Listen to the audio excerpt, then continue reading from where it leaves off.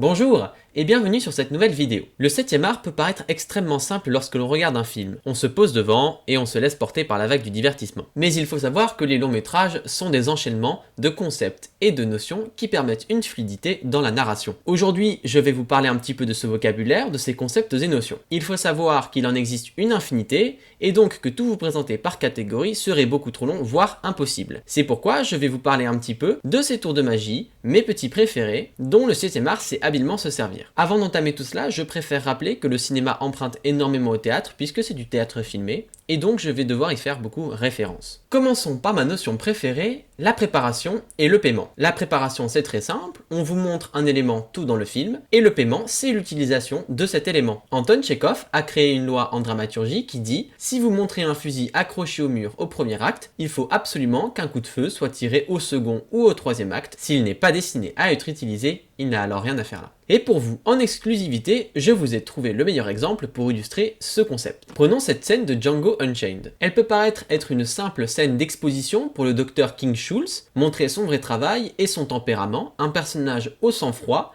avec un langage très soutenu qui permet de rajouter une touche de comédie. Mais cette scène a aussi un effet à retardement. Elle a un effet ailleurs. Son efficacité se trouve 112 minutes plus tard, lorsque le docteur King Schultz tue Calvin Candie. Si l'on n'avait pas eu cette première scène pour nous montrer que le Dr King Schultz cachait un pistolet, deux réactions étaient alors possibles à la mort de Calvin Candie. Soit que le personnage était beaucoup trop stylé parce qu'il avait caché un pistolet et qu'on ne le savait pas, soit on se demandait comment le pistolet avait atterri là parce qu'on ne nous l'a jamais montré avant. Et à mon avis, cette dernière option est bien plus envisageable comme réaction. Aussi, dans la série Community, on peut retrouver un épisode entier qui joue avec des temporalités ainsi que ce principe de préparation et de paiement, chaque temporalité apportant un nouvel élément qui aura une incidence sur un événement d'une autre temporalité. Personnellement, je trouve que cet épisode est une leçon de savoir-faire. Et au-delà de regarder seulement l'épisode, je vous conseille de regarder la série. Mal utilisé, ce procédé peut devenir étrangement une sorte de Deus Ex Machina. Le Deus Ex Machina, cela veut dire le dieu hors de la machine. À l'origine, c'était utilisé dans les tragédies grecques, c'est lorsque le personnage est dans une très mauvaise posture et donc qu'un dieu sort de nulle part pour le sauver. C'est un petit peu comme la carte sortie de prison du Monopoly qui tombe comme un cheveu sur la soupe. Un exemple rapide de Deus Ex Machina peut se trouver à la fin de Harry Potter et la Chambre des Secrets. Le phénix arrive pile au bon moment pour crever les yeux du basilic avant qu'Harry ne devienne le déjeuner du reptile, puis il se barre, et enfin il revient à la fin du combat pour pleurer sur la blessure d'Harry et le sauver une seconde fois. On peut dire qu'il a le sens du timing. Pour en revenir au lien entre ces deux notions, une mauvaise préparation amène à un paiement qui sort un petit peu de nulle part et qui peut se confondre avec un Deus Ex Machina. Prenons Birds of Prey. J'ai personnellement bien apprécié le film. Margot Robbie est excellente en tant qu'Harley Quinn, mais bon Dieu cette fin.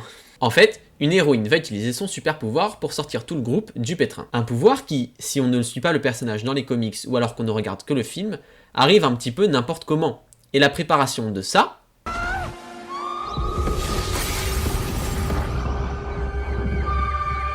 eh bien, c'est ça. She's got a killer voice. On comprend bien qu'elle a une voix puissante, mais de là à faire ce qu'elle fait à la fin, personnellement, ça me dépasse. Dans ce film, on a une autre notion qui est le fait de briser le quatrième mur. Alors, au cinéma, en général, le personnage se met simplement à parler à la caméra. Originaire du théâtre, le principe est le même. En fait, c'est plutôt simple à comprendre. Au théâtre, il y a 4 murs, mais un est invisible, ce qui permet aux spectateurs d'observer la pièce. Les personnages, eux, ne sont pas au courant de l'absence de ce dit mur, et donc continuent leur vie. Briser le quatrième mur, c'est le personnage qui prend conscience que le mur du spectateur n'existe pas, et il se permet donc de lui parler. Cela permet au personnage, en général, de donner son avis ou des informations directement au spectateur, ce qui permet de l'impliquer encore plus dans l'intrigue. Je vais maintenant vous parler de mon plan préféré au cinéma, le plan séquence. C'est un long plan, sans coupure, tout simplement. Évidemment, l'action continue, mais c'est un plan très dur à réaliser puisque comme la caméra tourne sans arrêt, une seule erreur à la fin par exemple, et il faut tout recommencer depuis le début. Le film 1917 est admirablement bien réalisé puisqu'il se veut comme un long métrage où tout est en plan séquence. Et cela fonctionne très bien puisque l'on ne voit presque pas les endroits de coupure. Certaines peuvent paraître évidentes, c'est-à-dire qu'on se doute fortement qu'elles sont à tel ou tel endroit, mais d'autres sont bien plus finement cachées. Pour vous donner un petit peu le vertige de ce type de plan, sur la durée totale du film qui est de 1h59, le plan séquence le plus long dure 8 minutes. 8 minutes de préparation intense pour un rendu spectaculaire,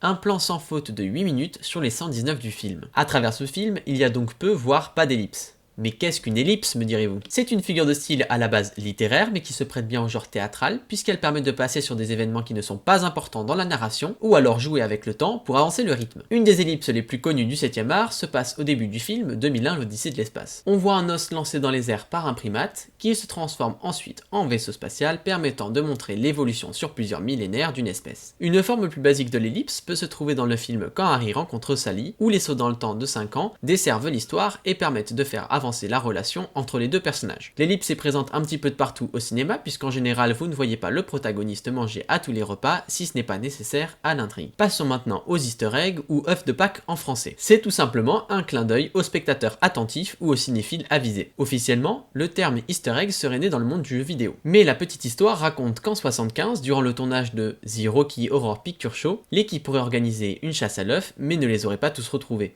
Et plusieurs seraient visibles dans certains plans du film. Aujourd'hui, ce sont des références que l'on s'amuse à chercher pour pouvoir dire ensuite « Ah bah tiens, à ce moment, il y a ça qui apparaît ». C'est d'autant plus devenu populaire aujourd'hui avec l'arrivée du MCU et du DCU, puisque lorsqu'une référence est faite à un super-héros qui n'est pas encore présent dans l'univers, une chose en est, les théories. Les easter eggs ne sont plus alors réduits à un simple coup d'œil, mais plutôt laissent le spectateur effectuer un jeu de pistes pour savoir si ce nouveau personnage rentrera dans une nouvelle équipe de super-héros. C'est notamment le cas dans Avengers l'Ère d'Ultron en 2015, qui prononce pour la première fois le nom de Wakanda, qui annoncera le personnage de Black Panther dans Captain America Civil War un an plus tard. Wakanda, Wakanda. L'easter egg peut parfois prendre l'apparence d'un caméo, qui est une apparition rapide d'une célébrité, la plus récurrente étant celle de Stan Lee qui apparaît dans 22 des 23 films du MCU avant son décès en novembre 2018. Enfin, pour ce dernier concept, on va aborder le cliffhanger. Encore un mot anglais me direz-vous, mais sa traduction littérale serait « personne suspendue au rebord de la falaise » et cela veut simplement dire que c'est une fin ouverte. En général, les cliffhangers sont surtout situés à la fin des épisodes de série pour vous donner envie de continuer, et parfois c'est juste une fin ouverte qui termine le film et qui laisse le spectateur choisir ce qu'il se passe. Je vous remercie d'avoir regardé cette vidéo, j'espère sincèrement que vous avez appris une chose ou deux quand même, et je vous souhaite une bonne journée. Salut!